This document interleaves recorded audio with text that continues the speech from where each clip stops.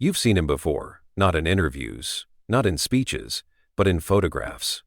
Always slightly out of focus, standing behind someone louder, a quiet figure in a loud family. Barron Trump was there in the frame, but never truly in the picture. For years, America watched him grow up in silence, no statements, no Twitter threads, no press conferences. Just a tall, stoic presence behind one of the most polarizing men in modern history. He became a symbol, not of power, not of politics, but of mystery. There he was, standing at the edge of rallies, behind velvet ropes, walking across tarmacs beside Marine One. Cameras always clicked, headlines always speculated, but his voice, it was never part of the story. Until now. Because one spring evening, Barron Trump said yes, not to politics, not to a campaign, but to a conversation, a real one, no spin, no teleprompter, no carefully managed optics, just one chair, one camera, and, for the first time, his voice. If you're already hooked, don't scroll away. Hit that like button, leave a comment below, and subscribe for more stories that go deeper than the headlines. Because what Barron said in that interview, it didn't just surprise the host, it redefined everything we thought we knew about the quietest Trump of them all. The interview had gone on for 20 quiet minutes. Barron sat calmly, his voice low but steady. He spoke of childhood moments, some awkward, some oddly relatable. The audience was warming up to him. The host, Catherine Moyer, a seasoned journalist with a talent for peeling layers, leaned in slightly. And then came the question, not shouted, not baited, just delivered with surgical precision. "Barron," she said gently, "did you ever feel like you didn't belong in your own family?" For a second, it didn't register. Not for the audience, not for the crew, not even for Barron. But then, everything stopped. No camera hum, no coughing, no rustling, just stillness. Barron's eyes dropped. Just a flicker, just long enough to make the silence feel heavy. Then he looked up. And in that moment, before he even spoke, something shifted. His face didn't harden, it softened. But not in defeat, in understanding. He wasn't surprised by the question. He had lived it every day. "Sometimes," he said finally, his voice barely above a whisper, "it felt like being fluent in a language no one else in the house spoke." A quiet gasp rippled through the audience, not because it was dramatic, but because it was true. He didn't say names, didn't cast blame. He just said what so many feel and never dare to admit, especially someone carrying a name that millions both adore and despise. And right then, Barron Trump, once a background figure in his own story, became something else. A voice, a person, a presence. If this moment made you stop and think, let us know in the comments. And if you're not subscribed yet, now's the time, because this story is only getting deeper. Barron didn't break down, he didn't choke up, but something in his voice changed, like someone had just unlocked a door he wasn't sure he wanted opened.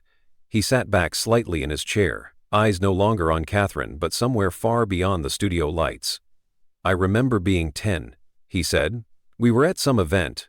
I don't even remember what it was for. Everyone was smiling, reporters shouting my dad's name, flash after flash.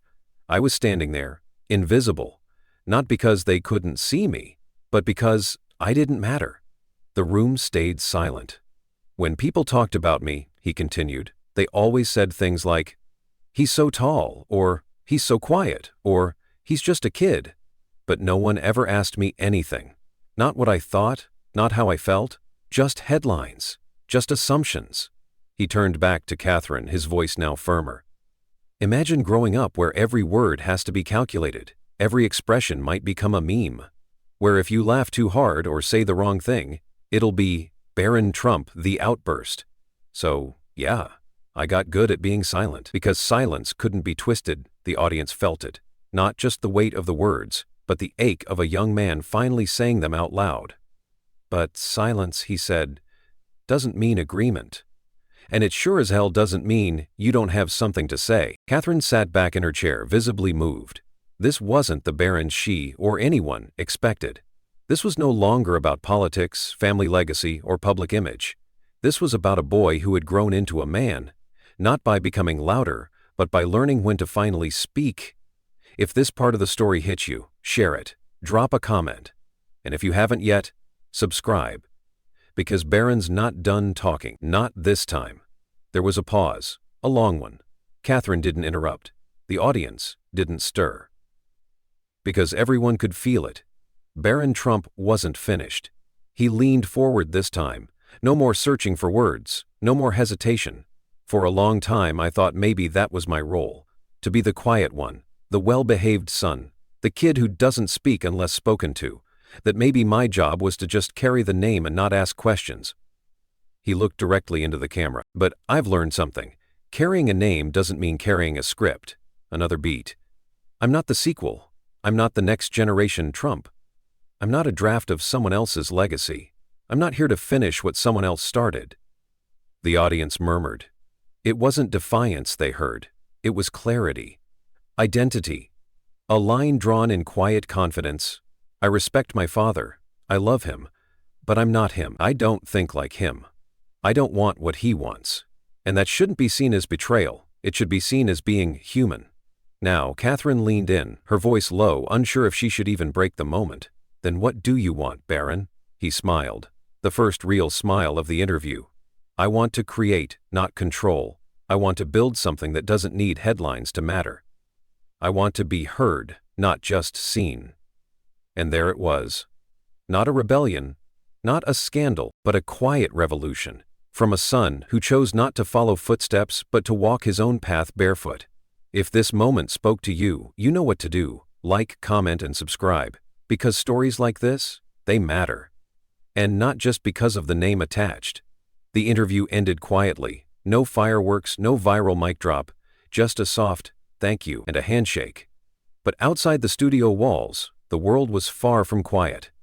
The first headlines trickled out that same night. Barron Trump speaks, and it's not what anyone expected. Not his father's son, a different kind of Trump. No longer the shadow.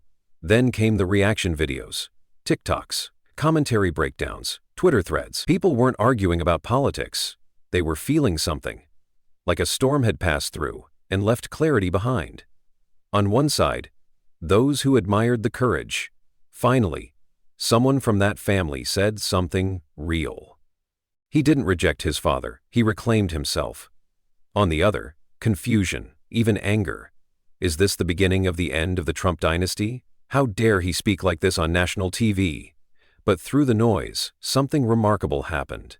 People started talking less about Trump and more about themselves. Comment sections filled with stories. I grew up in a family of doctors. I wanted to be a painter. I get this. This hit home.